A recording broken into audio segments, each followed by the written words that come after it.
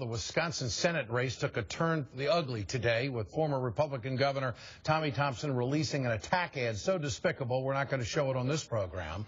Thompson's ad accuses Democratic Congresswoman Tammy Baldwin, and candidate for the Senate, of voting against honoring the victims of 9/11.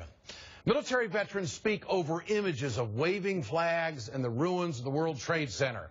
Then comes this headline from the Capital Times: Baldwin rejects 9/11 tribute.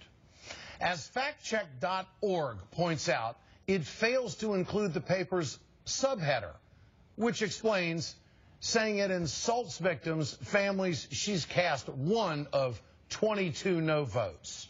You see, in 2006, just before the election, Republicans crafted a memorial resolution that also paid tribute to controversial Republican legislation like the Patriot Act. So Democrats had a choice: vote for a resolution praising legislation they opposed, or vote against it and be painted as unpatriotic. It was a trap set 6 years ago. Baldwin said at the time, and she was very clear, on the 5th anniversary of the worst attack on American soil, my Republican colleagues have deceitfully politicized what should have been a solemn and sincere resolution. This bill was cynically transformed from a memorial resolution to an endorsement of President Bush's failed policies. The Republicans show enormous disrespect to 9/11 victims and families by playing election year politics with something as solemn as the 5th anniversary of 9/11.